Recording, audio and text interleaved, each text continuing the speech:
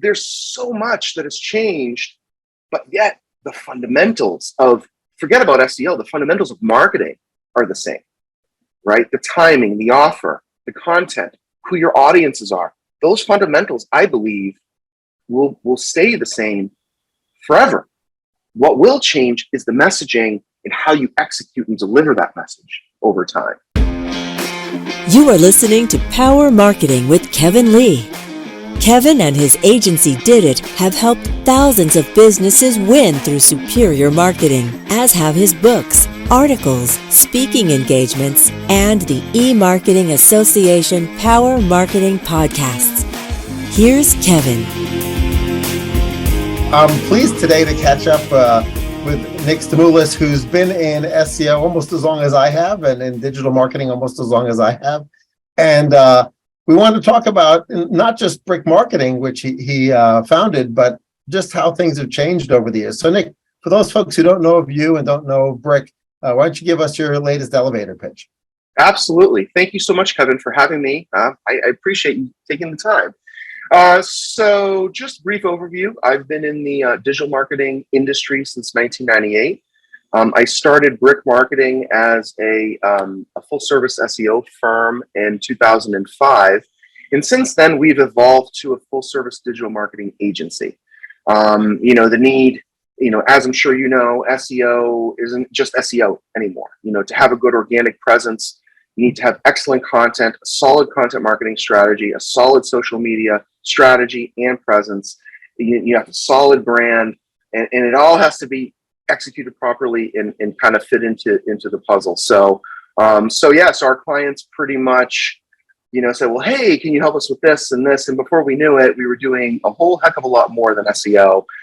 So we're a digital marketing agency. And in addition to that, this year we acquired and rebranded and relaunched the SEMNI, which is the SEMNI Digital Marketing Association.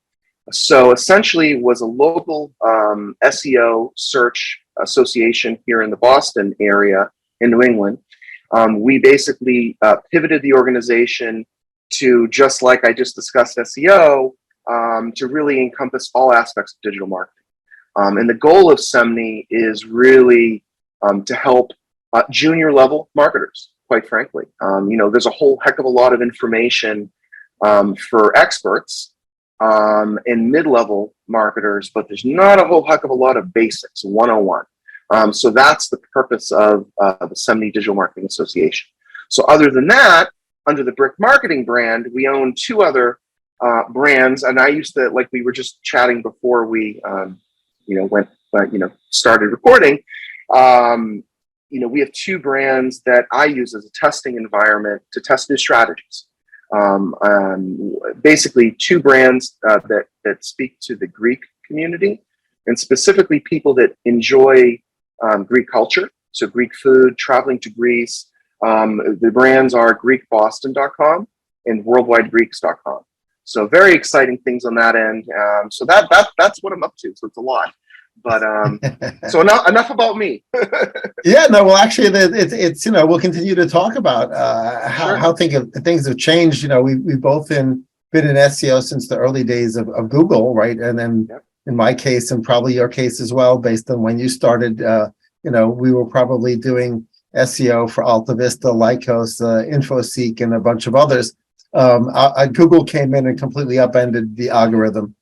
And so I'd love you to talk about what things or we can discuss what things have changed and what things have stayed the same. I mean, to your point, sure. We've been driven alongside you into becoming a full service agency because of the interaction effects between everything content related and everything site related. I mean, I didn't really necessarily want to have a full web dev team, but the reality is you have to make changes to the on technical SEO. If you just hand the list of stuff to do to the internal IT team, sometimes they never get around to it, right? And they're like, what's JavaScript minification? Or why do the images have to be small? And then you end up educating them, right? And so we ended up spinning up an entire web dev unit because SEO ended up requiring it. And the other thing is, from a conversion rate perspective, right? People would come to us and say, "Oh, we'd like you to spend $40,000 a month on paid media." And we say, to that website? No, you don't want to send traffic into that website. It's not going to convert. Like it really Right. needs a lot of help. And so even Right. if you're not remediating the website from an SEO perspective, you're often remediating it from a just overall usability perspective, Right. and conversion rate optimization. So, but how things remain the same, and how things have changed, for you and for SEO, you think in general? So I think great question, and you're right. I mean, I believe that things that stay the same, right? So great content, right? You needed great content in 1999, and you still need great content in 2023. So the fundamentals are the same. I think everything else has changed. So that if you just think about like usability and just the web overall of these HTML based, static, boring, really gross looking websites that were very highly converting back in the day, right? And where we are now. and kind of that cycle of going from these content heavy sites to the early days of SEO, early 2000s, to kind of the minimalistic stage of the web, back to the content phase. And now I think we're kind of leaning towards the minimalistic again, maybe navigating towards content again. So I think I've seen that phase. So, things that are, other things that I guess I would say that are the same as far as from an SEO perspective, I think usability is important. Also, just how people search. That has changed as well, right? If we think about it, the complexity of the long tail versus broad-based keywords, back, 20 years ago, it was broad-based. Users weren't advanced enough for long tail. They weren't advanced enough for the conversation search, right? Think about it. Social media didn't exist at all. That's just that in itself, right? Right. So, so there's so much that has changed, but yet the fundamentals forget about SEO, the fundamentals of marketing are the same, right? The timing, the offer, the content, who your audiences are. Those fundamentals, I believe, will stay the same forever. What will change is the messaging and how you execute and deliver that message over time. Absolutely. Yeah, I'd love to hear how you've thought about secondary content types, because when we both got started in search, it was purely textual content. Right. Now, of course, the second largest search engine is YouTube, right? YouTube, and then you've got video that also permeates social media, whether it's Insta or TikTok. And so, first of all, how have you applied that to your Greek-focused websites for yourself, for your own brands? And then how are you advising clients who might not have the most interesting content necessarily to put up on video, but yet YouTube's too big to ignore? Right. So, so for our own brands, for instance, and every client is totally different, right? And every business is different. Every audience, the competitive landscape for each client is different. So, what one person or one company determines a blog, other may call a resource section, right? Which could have, right, if it's B2B, is gated content with white papers and webinars and what have you. And on the B2C side, sure, you have an active TikTok account, right? So, but to answer your question, like for instance, for like Greek Boston, for instance, tends to be not as sophisticated as an audience technologically. So a lot of the older school techniques that you and I would be considered to be old school are very effective. Then we have other clients that are very sophisticated, right? Their audiences are more advanced, or maybe a younger demographic, completely different from a content perspective. So, I always find that once we really, like for instance, we get a new client in and I really kind of can see and understand who the clients are, what demographics are that we're going after, and really look at the competitive landscape, then we can say, okay, how do we, because you don't want to emulate your competition only, right? You have to kind of keep up with industry standards, but also you have to differentiate yourself as well from a content perspective. So it's really kind of finding that balance, so, for instance, for our clients, blog content, whether it's, even podcasts, video content, like we're speaking now, taking these type of, kind of nuggets, slicing and dicing it, smaller bits of content, creating, converting that into a podcast, using that on a YouTube channel. So I definitely see that the content aspects are different, but yet we know it works. But I don't know if I even answered your question, but I kind of lost sight of that. So you did, right? And obviously, Okay. there's no silver bullet, right, for everybody, right? But Right. they should really be thinking about their constituencies, their users. It's an odd word we use, right, Right. for our customers or content Right. consumers. And yeah, it's going to be tuned differently for every client. Which sort of relates to a similar question, which is, whether you're doing paid search and bidding against your competition for keywords, or you're doing organic SEO and trying to maximize the rankings on the content which you think deserves to rank because you think it's better or more relevant for the consumer, you're going to tap out both of those channels, right? And those channels are the hand raisers. They're the people who said, oh yeah, I'm thinking of going to Boston and I want to have Greek food, or I'm thinking of going to Greece and I live in New Hampshire, and so I found this Greek Boston site, or whatever the case may be, right? Those are the hand raisers. Those are the people who are solving a problem, and they've articulated the problem to Google or Bing, right? But you can't often build the business to full scale there. You have to start a move up funnel, right? And so how do you go through the process of taking clients down the road of what I would consider to be somewhat more speculative media or speculative marketing, which is, okay, we got to find the people who are not raising their hand, right? We can't just harvest existing demand. We have to create it, right? Correct. And so as you move from the content harvest or the harvesting of demand mode into sort of creating the demand, or at least sort of moving people closer to understanding that they have a problem and you can solve it. What's the process you walk through your clients? That's a great question. So for instance, like to take like a B2B example. On the B2B side, for like a demand generation, exactly what you're talking about, you're right. Paid search, you reach your capacity of, okay, everyone that, like you said, raised their hands. Okay, we're reaching the people that are interested in actively searching during that period of time from all the variables, right? So for us, how we tackle that is we kind of look contextually at the content itself. Really look and say, okay, like you said, what problems does either the product or service solve, right? And then let's talk about that a lot in different ways. Seriously. And whatever it is. So, does that mean we write, authoritative, informational, useful? That's the big thing. I'll stop for a minute.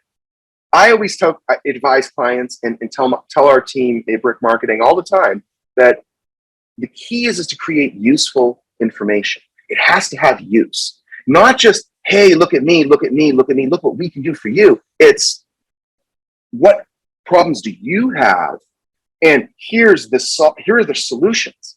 And and I often say, part of it is education, and I would call it, for lack of a better term, it's nurturing. It's content that nurtures the prospect in an all-encompassing way. So for instance, you know what I mean? So if all these other channels are tapped, then it's a matter of kind of hitting that audience with useful information over a long period of time.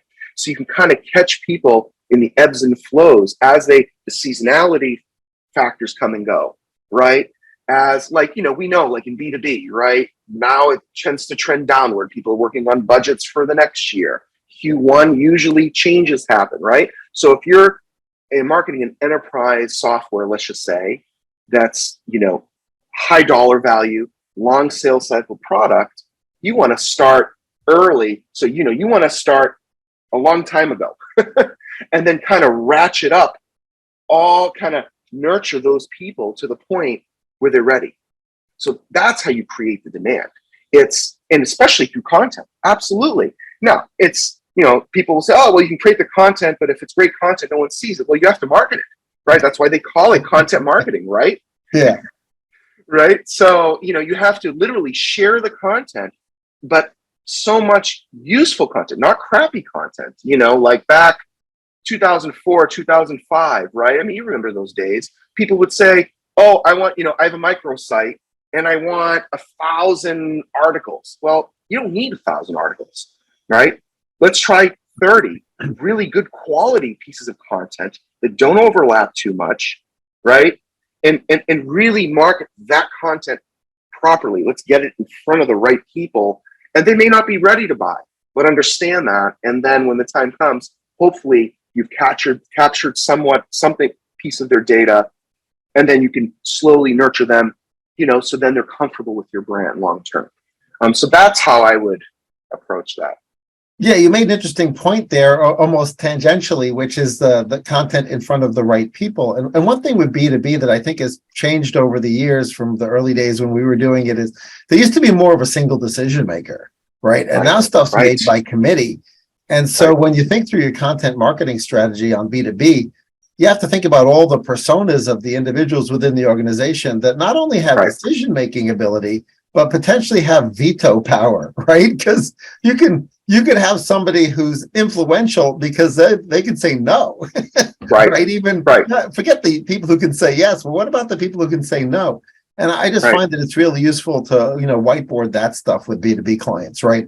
And really think through for their different types of B2B customers, which may range from mid-size to enterprise. Like enterprise, the relative committee or influencers to the sale being made might be a completely different set of folks, and therefore need different content because they have different problems, right? 100%.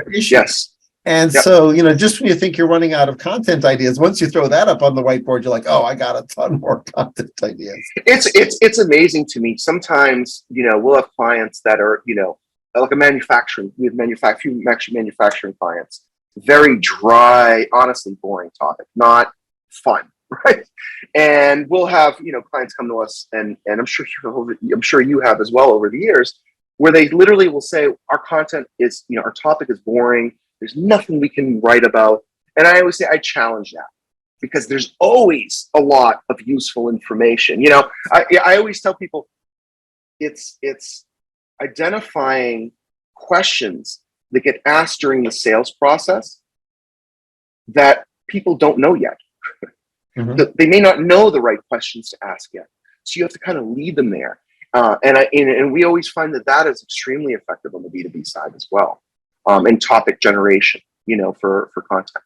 Yep. So, I don't know if you've also found it as useful as my team has, but when we have a little bit of a creator's block or writer's block on content, is just talk to the other groups within the organization, like talk to the customer service team, talk to the sales team, even talk to HR, right? I mean, talk to everybody because nobody wonders, like, does HR have something they got during the last 20 exit interviews that's actually relevant, right? I mean, when they did their exit interviews, and whether that was a riff, which a bunch of riffs are happening now, reductions in force.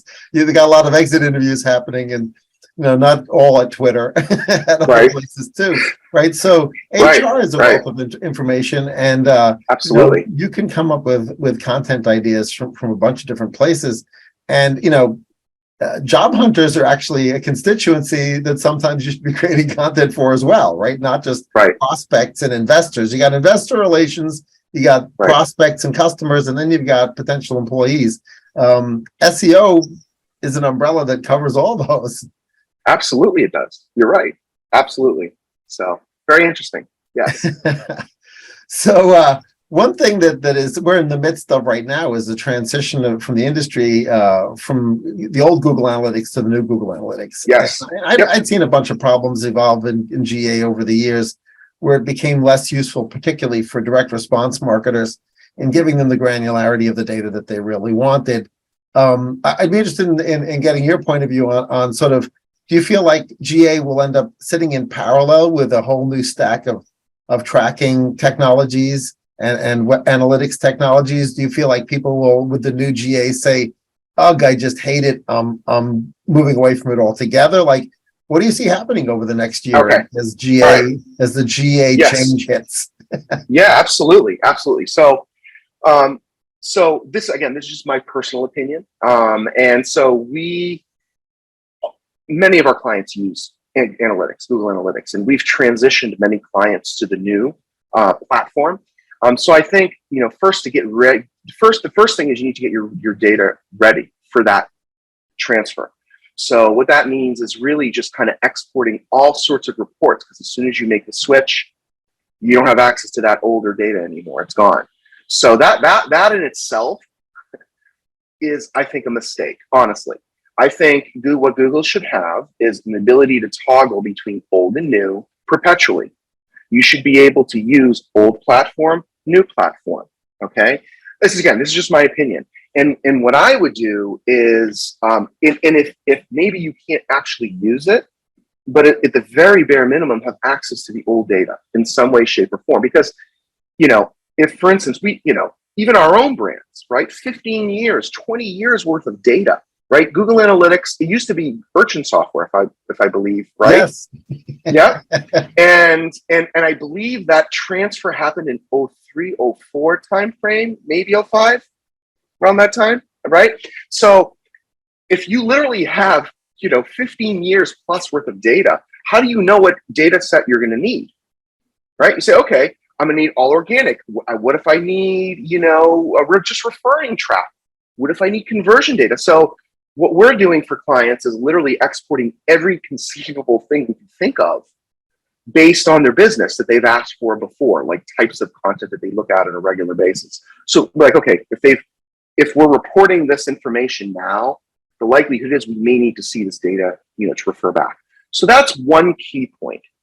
Again, another opinion that I see with the new Google Analytics is, to me, and again, I could be wrong, but it seems like it was built for enterprise companies that are spending a lot of money in Google AdWords, to be quite frank.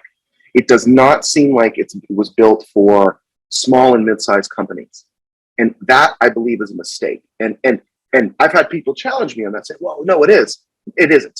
Honestly, it isn't. I've been doing this for over 20 years, and I'm still figuring out how the heck to use it and learn it. And I'm in it every day, right? I'm a hands-on person when it comes to, all these technologies. I don't like, yes, I have, I'm fortunate to have an excellent team to help me, but I like to get my hands dirty, because that's the only way you can really know is by getting into it, right? So, yeah, absolutely. So I believe it was created for that purpose.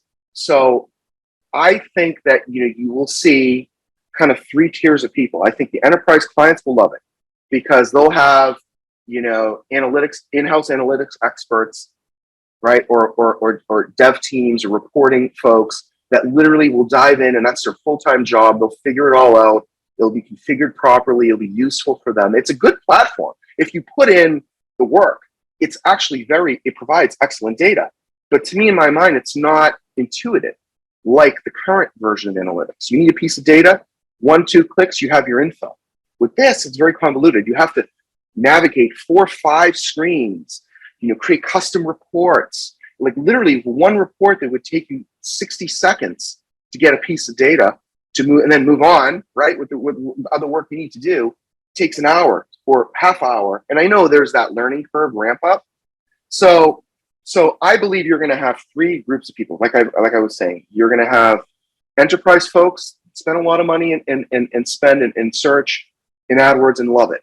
And just those folks, no problem. Then you're going to have the mid-sized companies and people like myself, quite frankly, that have to just deal with it. Don't have a choice, right? Don't have a choice. And then you're going to see, I believe, the majority of small businesses are going to be like, we are all set with this.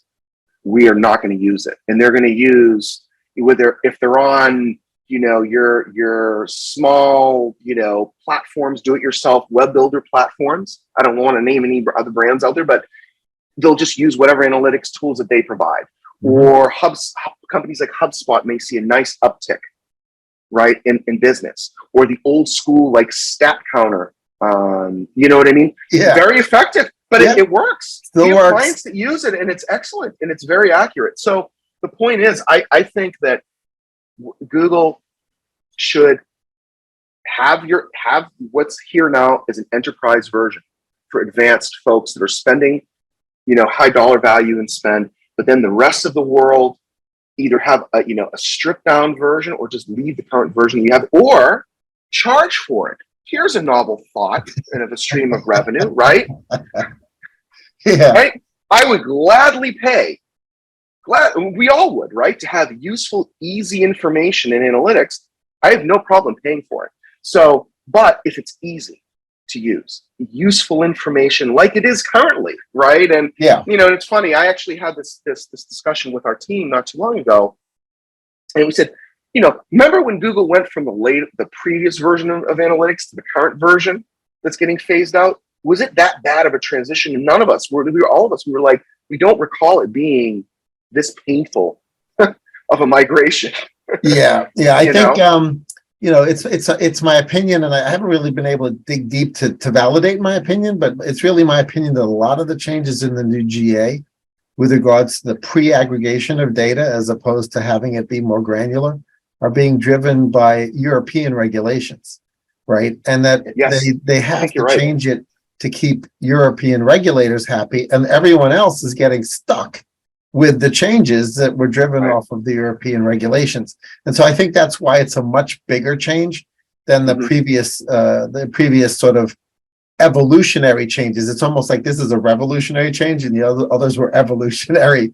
It's interesting. I think it's been rendered sufficiently useless for the mid to small size marketer that actually spun up an incubator to build a clone. And you mentioned Urchin, right? And of course, those of us who've been around a long time remember that UTM stands for Urchin Tracking Module, right? And that UTM became it's That's funny. I haven't heard that. I haven't heard that in a long time. That's great. Right. So what I have the incubator team working on is essentially something that's plug and play. Like if the UTMs are already on all the inbound query parameters, it just works, right? Because I do feel that for the small to medium-sized organizations, there's a vacuum being created, and that I think people will be willing to pay just a reasonable price for that. So probably it won't be until Q2 of next year by the time we have it out and ready to use. But I do feel like there's a vacuum there.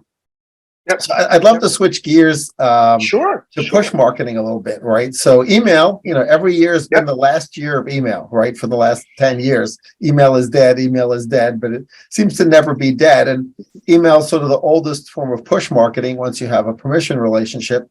But of course, in the interim, there's a bunch of other push channels that you can use. You've got SMS marketing, you've got browser-based push, you've got potentially app-based push as well. So I'd love you to really talk for those of your clients who've established these permission relationships and are starting to branch beyond email for their nurturing campaigns, right? How are they using the other push channels effectively?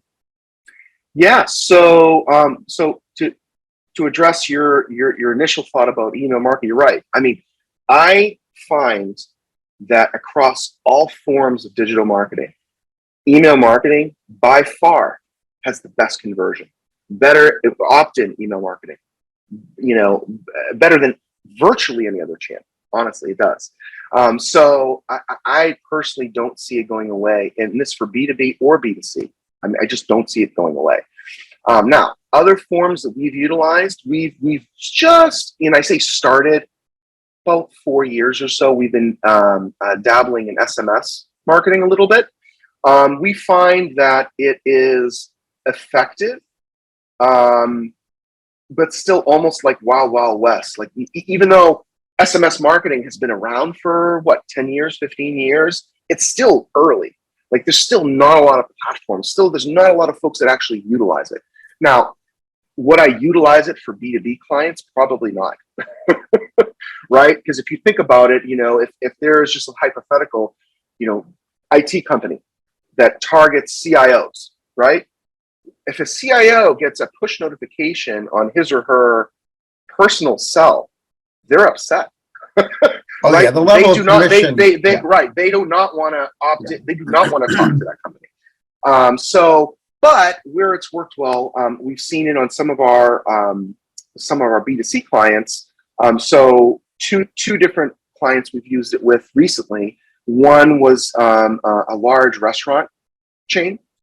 And that one was good because we were promoting kind of their sales on gift certificates, but it was opt-in to prior customers. Yeah. So customers that opted in, and what we ended up doing is we used basically that offer. We ended up running one promotion in social media, which was one offer. And then what we ended up doing is running a better offer exclusive to past customers through SMS and email at the same time. And the email did better than the SMS at the end of the day, but the SMS was very effective. But a smaller pool of people. There's a lot less people that says, yes, I want to receive text messages to my personal cell phone from your company. So, rule of thumbs on that, we try to not abuse it. I mean, we don't abuse any of it, but we try to use it very sparingly. It has to be like really good promo. The timing has to be right. You know what I mean? So that's one client that was very effective. Another was an e-commerce client. Actually was surrounding Black Friday. Actually recent, a few weeks ago, week ago, whenever Thanksgiving was. So Black Friday and Cyber Monday, and with a sale, which basically, we started the promo on Thanksgiving and then ran it through Cyber Monday, and did a few SMS, during the weekend, not on Thanksgiving. The client wanted to do Thanksgiving. We said, no, that's a holiday. I just, sending an email on Thanksgiving, I'd probably be okay with, but SMS, people are, having Thanksgiving dinner. They do not want to receive that, hear that ding from a company, right? So I believe SMS marketing will eventually get there, and then I think, one of the other forms, push notification, right? Push would be social, if you think about it, social media and running campaigns, which we do often, obviously daily for so many clients and so many verticals. We'll run campaigns, on various platforms, and a lot of that is push too, where, like a LinkedIn, for instance, in a LinkedIn campaign, doing, a push messaging or, so those are the forms. So right now that we're testing. Yeah, I think you make a really valid point that a lot of marketers should really think about, which is that the bar needs to be higher when it comes to SMS. Yep. Even when you have the permission relationship and the people, have given you the right to their phone's text inbox, right? You need to make sure that the offer is good, the offer is relevant, and timing is good. So your point about timing is important. Your point about Thanksgiving, think about what that person's doing when they're likely to be receiving that text message, and will it be considered interruptive in a good way or interruptive in a bad way? Because you'll get unsubscribed really fast if it was interruptive in a bad way, and then you lose that permission relationship. Absolutely, That's absolutely. I actually have the same relationship with retargeting as well, where I don't like to use it that often. I don't know. I mean, a lot of people do. But I've seen it done so poorly over the years, where, we all have, right? We've been using, just one that comes to my mind, there's a software product that we use, web-based software platform. So we log in every day, and, we don't need to be retargeted by those folks, right? Yeah, this is one. They forget to negative out their existing customers. It's unbelievable. Right? It's unbelievable. I see it, and we're talking. I'm not going to mention what company it is. We're talking a company that's that sells a marketing platform that's very advanced in their marketing, and yet I see their ads chasing me everywhere, and I'm like, I've been a customer for 10 years.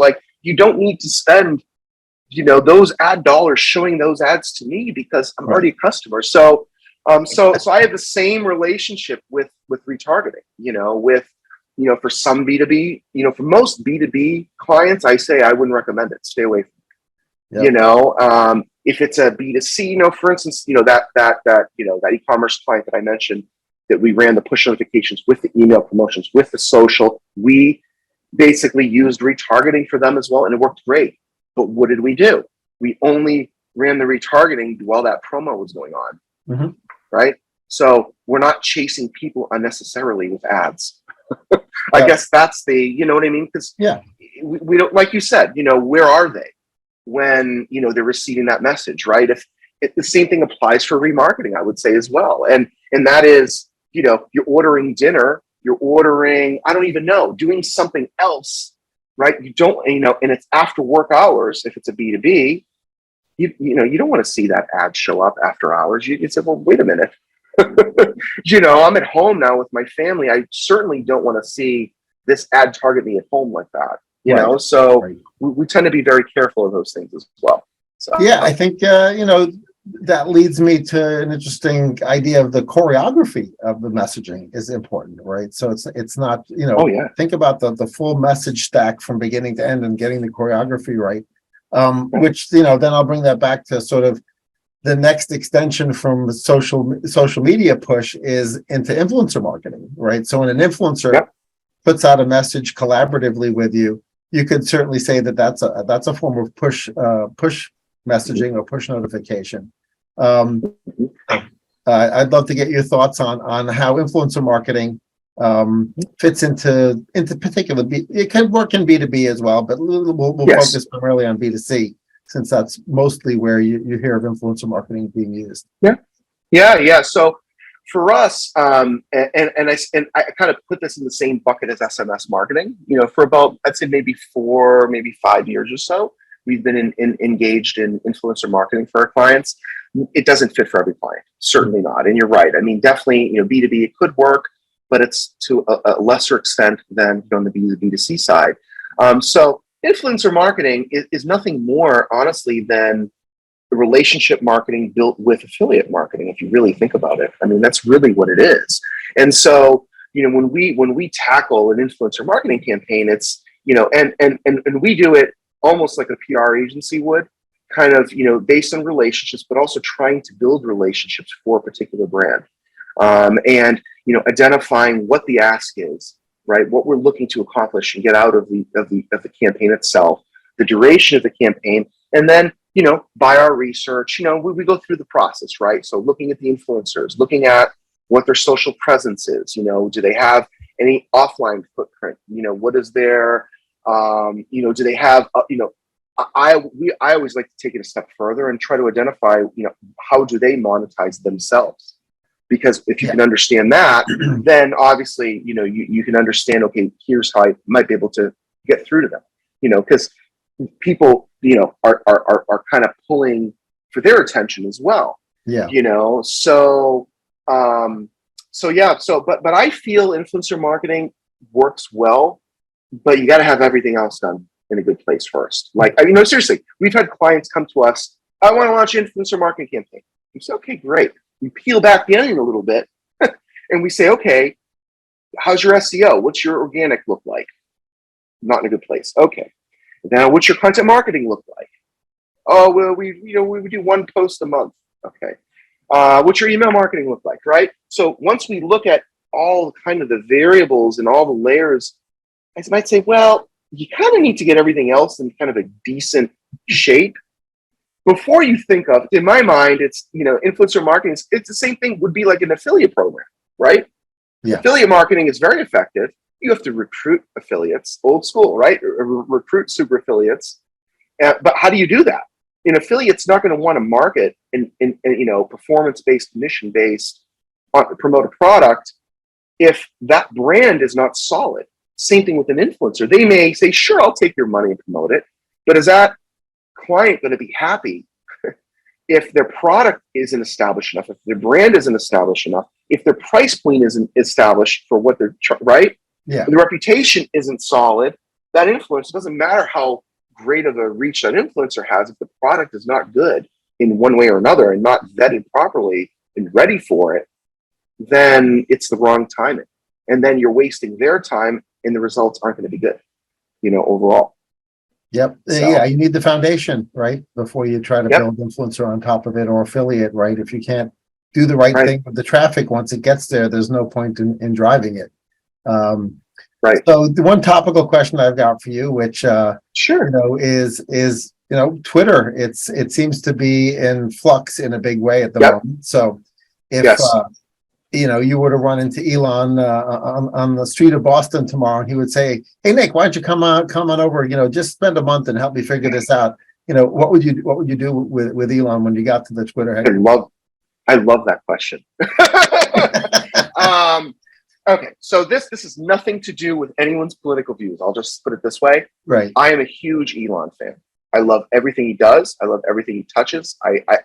He makes mistakes, but he's human. And I'll tell you, if Elon came to me and said, "Would you come work for me?" I would say, "I'm on a plane in about an hour. I'll be there." I'm being frank with you too.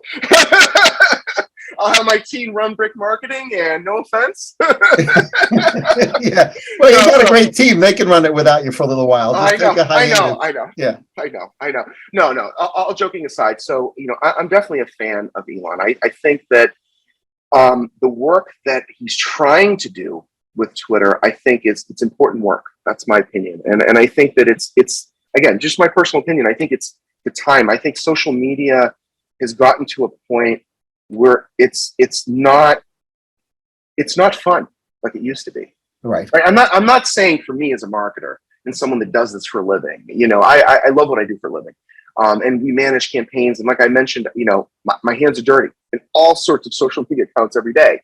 I enjoy it, but I think overall, like, what do I do personally? I do nothing personally on social media. I'm in my mid 40s, so I'm not a kid. And, I didn't grow up with this in my life. I know what life was like before the technology. Right. Seriously. So like people my age and my generation, Gen Xers, we tend to know, okay, it's time to shut this down. We know how to put that separation. And I think that's the challenge. I really do. And just, the amount of misinformation and the negativity that has come not just from Twitter, but on all social media, over the last, number of years, it's honestly, it's troubling for the medium as a whole. So I really welcome, Elon to try to do something different, which I believe he's going to. I believe he's going to take Twitter in a totally different direction that you and I can't even conceive of it yet. I'll be honest with you. I think it's going to be totally different, but I love it. I can't wait for it. So. And I'll be there beta testing along the way. I will. Yep. I sort of feel like in the interim, because I think he's probably got some kind of a vision for it that includes a lot of stuff that he's articulated perhaps at the surface level, but hasn't gone into much detail with regards to micropayments and other things like that. I sort of feel like the no-brainer Band-Aid that would sort of get it through the next year would be to essentially create two tiers of Twitter. Right, because they've got a power curve on the content creator side, where like probably the top 5,000 creators generate the vast majority of the content from the consumption perspective, not from a tweet being tweeted, right, but from a tweet that was actually consumed, right? And that impression actually made its way through to somebody's screen as opposed to had the potential to make it through to their screen, right? So if you were to take sort of the top decile of content creators who were willing to adhere to some kind of a brand safe content creation guideline, right? Mm-hmm. And you did a rev share with them, even if it was only 25-30%. Yep. And you said, all right, here are the brand safety guidelines. As long as you adhere to these, you're going to get rev share on both the original tweet, but also on the retweets because it was your content. And, advertisers, by the way, for the premium ads, it only runs against these people. The CPMs for that would be through the roof, right? Because I agree. You'd get the Kardashians in there, you'd get Cristiano Ronaldo in there, you'd get a bunch of these other folks with huge reach, and they could stay brand safe. Or maybe there's even a checkbox where they can choose to make it brand unsafe, and then it won't be part of the ad network, right? So that it's a self-policing system. Like I'm about to say something edgy and I don't want to, it might be brand unsafe. So I'm going to choose not to monetize this tweet. Right. I just think, because you could write that code in a week. Oh, yeah. It's not a lot of code to write. And I think advertisers, certainly my clients, would be far more interested in that than they are in what's there now. Oh, yeah. I mean, now, especially the model of, needing to have, having it tied to Apple, needing an Apple account.